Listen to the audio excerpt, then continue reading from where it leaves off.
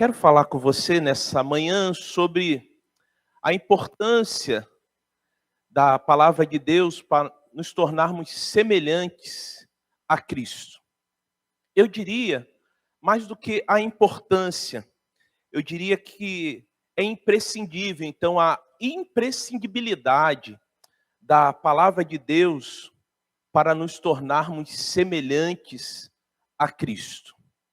E aí a gente vai olhar um pouquinho para esse texto e para essa epístola, que é uma epístola que Paulo escreve também, irmã Laudelina, com muita alegria, sabe? Eu acredito que é uma epístola que Paulo escreve com prazer, diferentemente de outras epístolas que ele escreveu, essa, principalmente quando chegam algumas notícias até ele, de como aquela comunidade que ele gerou, né?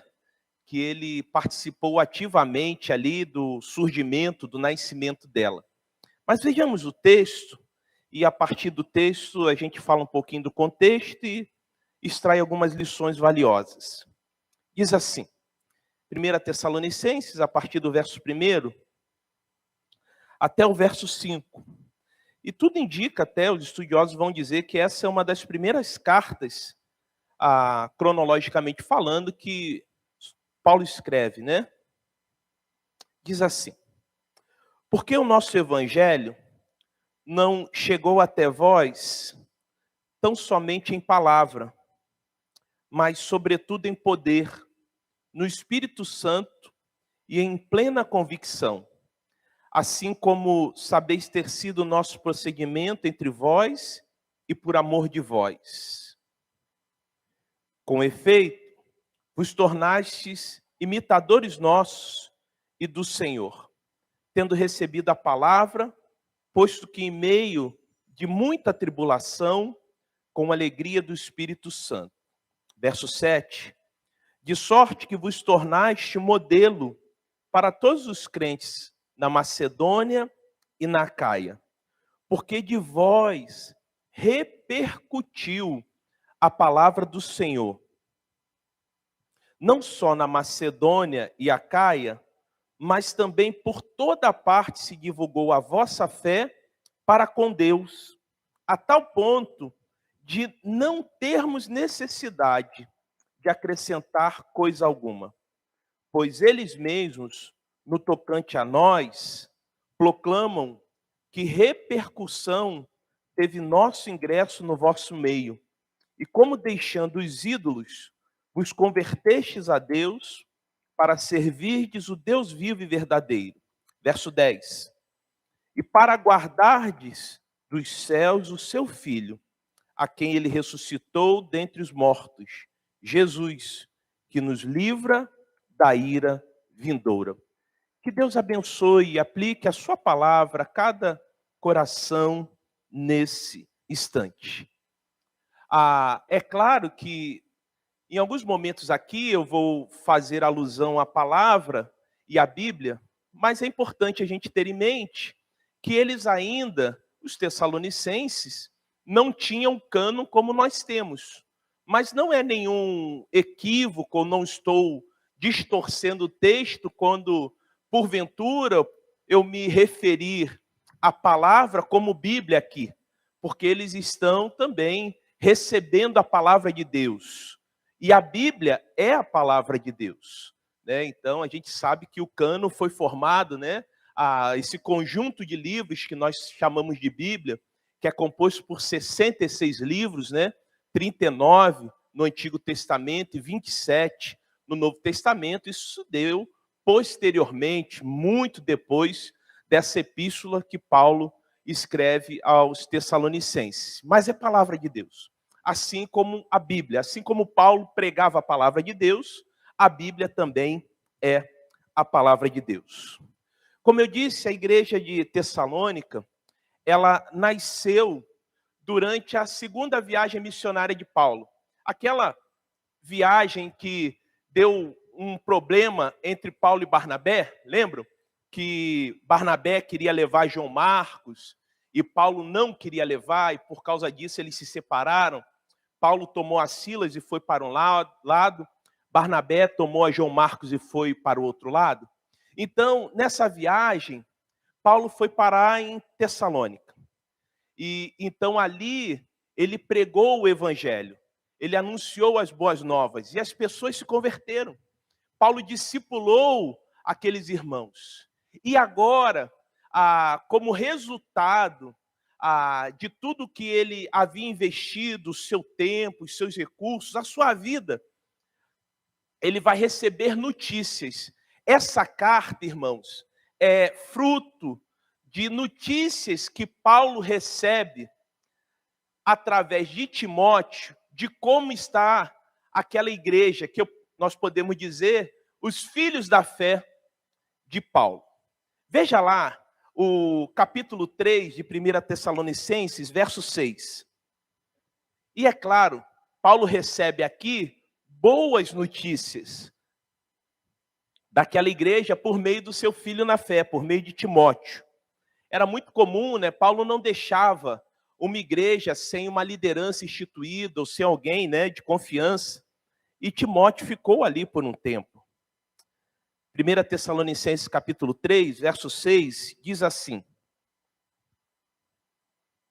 agora, porém, com o regresso de Timóteo, vindo do vosso meio, trazendo-nos boas notícias, olha só, da vossa fé e do vosso amor, e ainda de que sempre guardais grata lembrança de nós, desejando muito ver-nos, como aliás, também nós a vós outros.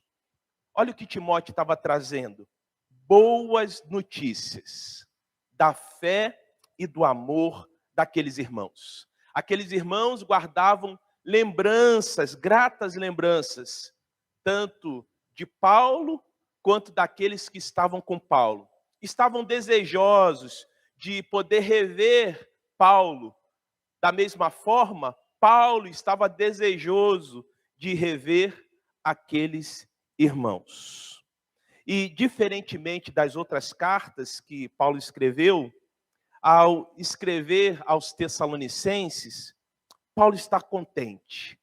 Ele está contente com o progresso espiritual daqueles irmãos. E ele vai escrever, então, expressando a sua alegria, ele vai escrever expressando a sua gratidão pelo reconhecimento daqueles irmãos com relação ao seu trabalho, mas ele vai escrever também para animá-los a continuarem a progredir. E qual era, ou quais eram os fatores que faziam com que aquela comunidade continuasse a crescer e amadurecer espiritualmente? Bom, dentre alguns fatores, não muitos, é claro, estava a palavra. Eu diria que o principal fator do progresso espiritual daquela igreja era a palavra. Era a Bíblia. A palavra era o principal elemento para que a comunidade que estava ali na cidade de Tessalônica, organizada por Paulo, que Paulo gerou, que Paulo evangelizou, que Paulo discipulou, então estava firmada na palavra, estava crescendo, amadurecendo. Por isso que eles a cada dia estavam se tornando semelhantes a Cristo. Quando nós temos uma experiência real e pessoal com Jesus Cristo, um dos grandes desafios, ou maior desafio, é a cada dia mais nos tornarmos semelhantes a Ele. E nesse desafio de nos tornarmos semelhantes a Cristo, nós precisamos estar buscando na palavra orientações. Nós precisamos estar buscando na palavra direção de como nos tornarmos semelhantes a Ele. E aí, algumas lições para que tenhamos êxito nessa nobre missão de nos tornarmos semelhantes a Cristo. A primeira lição que eu tiro aqui é que nós precisamos acolher a palavra de Deus. Acolher a palavra como o manual para a vida. É muito interessante quando a gente lê lá 1 Tessalonicenses, capítulo 2, verso 13. Veja lá, por favor. O que Paulo vai dizer àqueles irmãos. Diz assim: outra razão ainda temos nós para incessantemente dar graças a Deus. Então Paulo estava feliz, Paulo estava com o coração grato. É que, tendo vós recebido a palavra que de nós ouviste, que é de Deus, acolhestes não como palavra de homens, e sim como em verdade é a palavra de Deus, a qual, com efeito, está operando eficazmente em vós, os que credes. Paulo vai dizer nesse verso que aqueles irmãos, quando ele ali esteve, eles receberam a palavra de Deus não como uma palavra que vem de homens, não como uma simples palavra. Porque uma palavra que vem de homens, e ele usa aí dois verbos. O primeiro é que tendo vos recebido.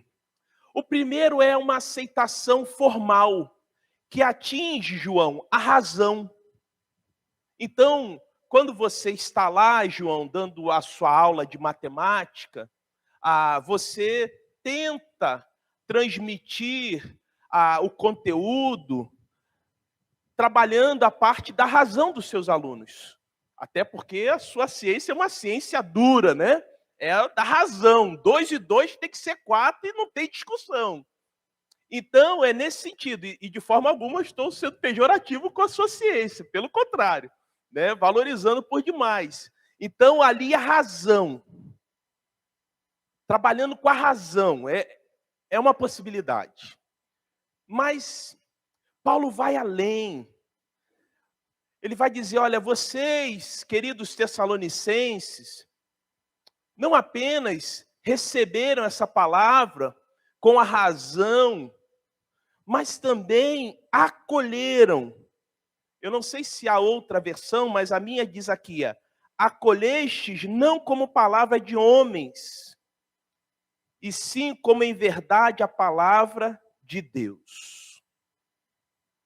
Aí a ideia, esse verbo aí, me dá a ideia de ouvir com o coração e internalizar.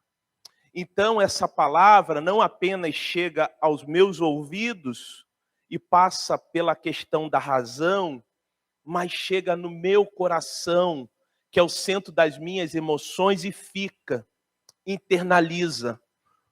Por isso que fez tanta diferença, ou por isso que essa palavra faz diferença. E aí eu vejo a importância da Bíblia quando ela está internalizada em nós, quando ela está dentro de nós. Há uma expressão em Deuteronômio, né? Inculcar a palavra, colocar ela dentro da nossa mente, mas também no coração, internalizar no nosso coração. E aí eu gosto muito, Mateus, de pensar, esse meu lado pragmático me leva para esse pensamento da palavra de Deus como manual. Pensar que podemos ter a palavra de Deus como um manual. Eu sei muito bem, eu não sei aqui alguns irmãos, eu não vou chutar porque eu sou péssimo de chutar. E tem alguns irmãos aqui que são péssimos de chutar também. Tem alguns irmãos que para adivinhar são péssimos. Né? São ótimos para outras coisas, mas para chutar só misericórdia. Mas eu não sei quem tem característica aqui, eu tenho costume de ler manual. Mas pouca gente que eu conheço tem o bom hábito de ler o bendito do manual. Nós só procuramos um manual, né, Júlio? Quando o equipamento quebra ou quando não funciona. E a gente vai passando assim, né? Cadê? Não está funcionando, vamos ler o manual. Aí, às vezes, já queimou o equipamento, porque o equipamento era 110, a gente já ligou em 220, a gente não trocou a chave que tinha lá atrás. Aí, quando já deu ruim, aí que a gente vai ler o bendito manual. Mas nós devemos ter a palavra de Deus como manual e devemos ler preventivamente. Eu me recordo, Sandro, que há muitos anos atrás, isso há 3 décadas atrás, agora não tem mais isso, né? Mas antigamente, nos computadores antigos, e o meu tem o porta-CD. Se aperta e vem o tss, né, irmã Isabel? E eu trabalhei numa empresa e tinha um setor de estagiário e tinha formação lá, e tinha formação de informática. E um dos técnicos lá de informática estava dizendo que foi atender uma residência, foi fazer um trabalho particular, e uma senhora chamou e falou assim para ele. Eu esqueci o nome desse técnico, né? Ele era instrutor. Ele falou, fulano, o porta-copo não está funcionando do meu computador. Ele, porta-copo? Não está funcionando. Aí ele foi lá, né? Eu estou apertando aqui e não está saindo mais. Porque ela usava aquele negócio que era para colocar o CD como porta-copo. E não estou brincando, é sério. A coisa é engraçada, mas ela usava justamente, tá rindo, irmã Chile, mas era verdade. Ela usava justamente aquele negócio que saía ali, que é para botar o CD, como porta-copo. Porque antigamente era mais fechado, porque tinha um CD pequenininho também, né? E dava justamente o diâmetro de um copo ali, né? Muito parecido. Agora, né? Eu não sei como é que é, mas aí ele falou: não, senhora, isso aqui e empenou. E aí, como empenou, travou. Deu ruim por quê? Não leu o manual. E às vezes, queridos, nós trazemos problemas desnecessários ou passamos por problemas desnecessários. Sabe por quê? Não lemos o manual. Não seguimos o manual. Não internalizamos o manual. Não acolhemos o manual. Tendo a Bíblia como manual, encontramos as normas, as instruções, o passo a passo, os procedimentos, o suporte técnico e os critérios para avaliar a vida cristã. Sabe por quê? Quer ver um exemplo de ordem muito prática? Porque é nela que encontramos ajuda para não pecar. Pastor, o que eu faço para não pecar, para cada dia mais ficar distante do pecado? Veja lá o Salmo 119, verso 11.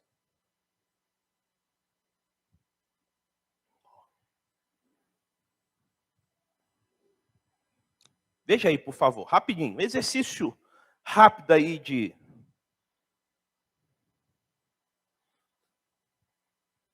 Salmo 119, verso 11. Diz assim: escondi a tua palavra no meu coração, para o quê? Para eu não pecar contra ti. Se a palavra de Deus encontrar acolhida no meu coração, e a ideia de acolher, como Paulo diz lá em Tessalonicenses, é internalizar, é uma forma de eu estar protegido, blindado, vacinado contra o pecado. Mas aí o que fazer quando pecamos? Também tem saída. Aí a gente vai lá em 1 João, capítulo 1, verso 9. Se confessarmos os nossos pecados, ele é fiel e justo para nos perdoar e nos purificar de toda e qualquer iniquidade. Diante da confissão ao perdão. Se a gente quer orientação para tratar na família, relacionamentos, relacionamento conjugal, parental, a gente lê a Bíblia, Efésios capítulo 5 e 6. Se a gente quer a orientação para tratar relacionamento com as pessoas, nesses tempos tão difíceis, olha só o que diz Romanos 12, 18, por favor. Olha aí. Romanos 12, 18.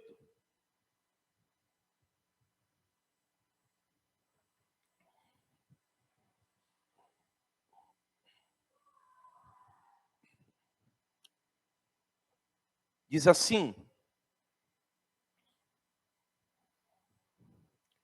se for possível, quando depender de vós, tende o quê? Tende paz com todos os homens.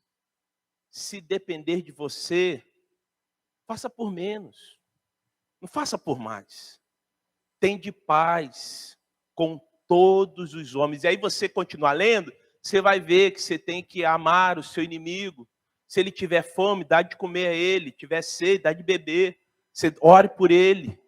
Não é hora para Deus levar, não. É hora para Deus converter ele. É isso. Está vendo a importância da palavra? Quando a gente acolhe a palavra e quando a gente a tem como manual para a vida? Aí a minha pergunta é, será que essa palavra, ela realmente tem encontrado acolhida em meu e em seu coração? Será que eu tenho acolhido a palavra de Deus em meu coração? Será que você tem acolhido a palavra de Deus em seu coração? Paulo estava feliz, porque não apenas, Bia, os tessalonicenses, eles receberam a palavra de Deus, chegou aos ouvidos, passou pela razão, mas ultrapassou a questão da razão. Eles não receberam apenas como palavra de homens, mas acolheram como palavra de Deus, que chegou ao coração e internalizou. Mas a segunda lição que eu vejo aqui, dessa alegria de Paulo, e fez com que aqueles irmãos, então, estivessem crescendo e se tornando cada dia mais semelhantes a Cristo, é que a palavra de Deus, o poder da palavra, operava neles e através deles. Veja lá o verso 5 de 1 Tessalonicenses, capítulo 1, a primeira parte. Olha só o que Paulo vai dizer. Porque o nosso evangelho não chegou até vós tão somente em palavra, mas sobretudo em poder. Essa palavra tem poder. No espírito e em plena convicção. Ou seja, o evangelho, as boas novas que Paulo, Silas e os demais, que os missionários anunciaram, não foi meramente alguma espécie de vã filosofia. Não. Pelo contrário, era um poder vivo por contar com a força vivificadora do Espírito Santo de Deus. Queridos, nós levamos uma palavra poderosa. Pastor, essa palavra tem poder. Ela tem poder quando há disposição de se colocar em prática. Nós lemos aqui em Hebreus 4:12 que a palavra de Deus é viva e eficaz. Há uma tradução que eu acho que se aproxima mais do texto original, que a palavra de Deus é viva e poderosa. Ela tem poder. Essa palavra é tão poderosa, que Jesus, quando foi tentado, ele usou foi a palavra. Vocês sabiam disso? Ele utilizou a palavra para vencer a tentação no deserto. As 3 vezes que o inimigo de nossas almas tentou frustrar o plano de Deus, tentou fazer com que Jesus não cumprisse a sua missão, ele não convocou os anjos, ele não deu uma ordem e mandou Satanás embora, não. Ele utilizou a palavra. Façamos um exercício rápido. Veja lá o Evangelho de Lucas, capítulo 4. A primeira tentação, né? Depois de Jesus ter jejuado 40 dias e 40 noites, a primeira tentação do diabo foi: se tu és o Cristo, transforma essa pedra em pães. Olha só o que Jesus vai responder. Lucas 4, verso 4. E Jesus respondeu dizendo, preste atenção nessa expressão, está escrito que nem só de pão viverá o homem, mas de toda palavra de Deus. Aí, a segunda tentação foi, olha, tudo isso te darei se prostrado me adorares. Está vendo, Jesus? Olha, tudo será teu, é só se prostrar. Aí Jesus vai responder. Verso 8 de Lucas 4. E Jesus respondendo disse-lhe, vai-te para trás de mim, Satanás. Porque está o quê, irmãos? Escrito, adorarás o Senhor teu Deus e só a Ele servirás. E aí, a última tentação, né? Olha, se você é mesmo filho de Deus, só tira daqui e dá ordem aos anjos para virem te apanhar, né? Tenta aí o Senhor teu Deus. Aí, olha o verso 12. E Jesus, respondendo, disse-lhe, está o quê? Escrito, não tentarás o Senhor teu Deus. Perceberam o poder da palavra? Quando ela é colocada em prática. Está escrito. Está escrito. Está escrito. Trata-se de um poder tremendo que operou em Jesus e através de Jesus. Até porque o Cristo era a própria palavra encarnada. Era o próprio poder sendo manifesto. Mas na vida dos Tessalonicenses, essa palavra operou neles e através deles. Operou neles uma transformação tão radical que isso se espalhou, e a gente vai ver daqui a pouco, por toda a Macedônia e Acaia. A palavra de Deus, ela tem poder para transformar, desde que venhamos a permitir. Por isso, você tem permitido que essa palavra poderosa transforme a sua vida? Como isso faz diferença?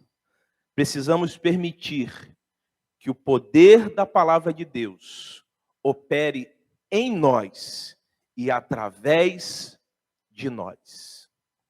Mas a terceira lição, isso fica claro, que aqueles irmãos ali, eles perseveraram na palavra. No verso 6 do capítulo 1, diz lá, com efeito, vos tornastes imitadores nossos e do Senhor, tendo recebido a palavra, posto que em meio de muita tribulação. Não foi pouco, irmãos, foi muita tribulação. Por causa da perseguição e por literalmente correr risco de morte, Paulo teve que sair da cidade de Tessalônica. Ele não pôde ficar ali, teve que sair às pressas. Mas preocupado, ele então enviou Timóteo para ficar ali. Pois ele temia que aquela igreja tão nobel, tão tenra, não suportasse as tribulações. Mas não eram apenas, a irmã Ruth, tribulações, eram muitas tribulações. Essa palavra tribulação no grego, Alberto, significa grande aperto. Eles suportaram muitos apertos, muitos grandes apertos, mas eles permaneceram firmes. Não é por acaso que quando Timóteo leva a notícia que eles estão firmes, não apenas traz alegria ao coração de Paulo, aquelas notícias que chegam aos seus ouvidos, mas também eu fico a pensar que trouxe alívio. Que bom que eles estão resistindo a esses grandes apertos. Que bom que esses queridos que acolheram a palavra de Deus em seus corações, eles estão resistindo às duríssimas adversidades. Que bom que esses queridos irmãos que estão ali vivenciando toda essa situação, eles estão permanecendo firmes. Que bom que esses queridos irmãos, diante de tudo o que eles estão passando, e mesmo nós que estamos distantes, mesmo nós que tivemos que sair dali às pressas, eles estão perseverando na palavra. Que bom, que bom. Esse é o desafio. Mesmo em meio às adversidades, ou a grandes, ou a muitas, como o texto diz, em meio a muita tribulação, eles permaneceram firmes. O Paulo usa uma expressão, agora revivemos, né? 1 Tessalonicenses 3:8. Aquilo trouxe um novo ânimo. Agora a gente pode, de novo, voltar a ter mais ânimo. Agora revivemos, por saber que estão firmes no Senhor. Isso está lá em 1 Tessalonicenses 3:8. E por último, e não menos importante, quando buscamos ser semelhantes a Cristo, de forma muito natural, irmãos, isso vai acontecer com uma naturalidade. Nós iremos repercutir a palavra de Deus em nossa vida.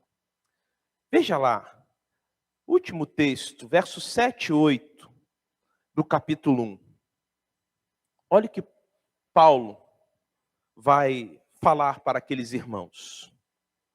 De sorte que vos tornastes o modelo para todos os crentes na Macedônia e na Acaia. Porque de vós, olha só, de vós repercutiu a palavra do Senhor. O que repercutiu? Foi o viver errado deles? Foi o dinheiro deles? Não. Repercutiu a palavra do Senhor. Não só na Macedônia e Acaia, mas também por toda parte se divulgou a vossa fé para com Deus, a tal ponto de não termos necessidade de acrescentar coisa alguma. Estava completo, irmão Dalmir. A coisa repercutiu de uma forma tão espetacular e tão natural que Paulo não precisou acrescentar mais nada. E não apenas isso repercutiu na Macedônia e Acaia, que estava ali muito perto. O modo de viver dos tessalonicenses repercutiu de tal forma que eles se tornaram modelo. Eles se tornaram, Alexia, referencial para as outras pessoas. Essa palavra modelo ali, que é utilizado, no grego, significa molde. Eles se tornaram ali um molde, ou a ideia também é uma impressão feita por carimbo. Essa é a ideia. Eles se tornaram modelo de testemunho. E é muito interessante a expressão que Paulo fala aqui, Kelly, de repercutiu. Porque essa expressão era utilizada também quando a trombeta soava. E o som da trombeta, então, ela repercutia, ou ela ecoava, né, ao redor, ou ao espaço, né? Ela ecoava pelo ambiente. Então essa é a ideia. Como um som de trombeta, o viver, o testemunho daqueles irmãos se espalhou por todos os lados. Como um som de uma poderosa trombeta que se espalha por todos os lados, o testemunho daqueles irmãos se espalhou por todos os lados. Repercutiu. Como isso faz diferença, irmãos? Como é importante, de uma maneira muito natural, repercutirmos a palavra de Deus. Mas isso só é possível quando estivermos dispostos a viver a palavra de Deus, a ter a palavra de Deus como manual, a acolhermos a palavra de Deus. Isso só é possível quando nós permitirmos que a palavra de Deus opere em nós e através de nós. Isso só será possível quando nós perseverarmos na palavra de Deus. Aí sim, ela há de repercutir. Eu, quando estava elaborando essa mensagem, eu lembrei de muitas experiências, mas talvez uma que me ajude a, talvez, ilustrar muito bem a ideia de repercutir, foi a experiência do meu pai. Meu pai foi para a igreja com 60 anos. E ele disse que quando ele fizesse 60 anos, ele ia para a igreja. Ele não tinha noção de que era aceitar Jesus. Ele falou, só que ia para a igreja quando ele tivesse 60 anos. E por que ele dizia isso? Porque ele tinha uma família que ele conhecia desde quando ele era jovem, quando ele chegou no Rio de Janeiro, quando ele tinha mais ou menos 19 anos. E ele conheceu essa família. Um casal que depois construiu família. A família da irmã Irene. E ele dizia assim, quando eu fizer 60 anos, eu vou para a igreja da irmã Irene. E quando meu pai fez 60 anos, meu pai que foi sempre foi um homem de palavra, ele foi para a igreja da irmã Irene. E ele aceitou a Cristo na igreja da irmã Irene. E na rua onde a irmã Irene morava, ela repercutia a palavra de Deus. Assim como a vida dela repercutiu em muitas outras vidas, de uma maneira muito natural. Eu tive o privilégio de conviver com a irmã Irene e congregar também na mesma igreja da irmã Irene e do seu esposo e dos seus filhos. Repercutiu. Não apenas ali no bairro, mas em outros bairros. Não apenas na rua onde ela morava, mas em outras ruas também. A minha pergunta é, a sua vida, porque eu já fiz essa pergunta para mim, por isso que eu vou fazer para você. E estou buscando cada dia mais fazer de forma muito natural que a minha vida venha repercutir na vida de outros positivamente. Mas a sua vida, o seu testemunho tem repercutido a palavra de Deus? Assim como um som de trombeta, um som poderoso de uma trombeta tem se espalhado para todos os lados? Tem sido como a vida da saudosa irmã Irene, que a vida dela era como um som poderoso de trombeta que soava por todos os lados, de uma forma muito natural. Uma irmã, uma senhora extremamente simples, mas como a vida dela chegou, atingiu, afetou de forma positiva a vida de muitas pessoas. Por isso, Na busca de nos tornarmos semelhantes a Cristo, nós precisamos acolher a palavra de Deus. Como a palavra de Deus, ela é imprescindível. Nós precisamos internalizar a palavra de Deus em nosso coração. É preciso permitir que a palavra de Deus opere em nós e através de nós. É preciso perseverar em meio às tribulações, em meio aos grandes apertos da vida. E devemos repercutir a palavra de Deus através de nossas vidas. Que, assim como os tessalonicenses, possamos realmente ser semelhantes ou buscarmos ser semelhantes a Cristo, dando a devida importância à palavra de Deus. E que o nosso bom Deus continue nos abençoando rica e abundantemente.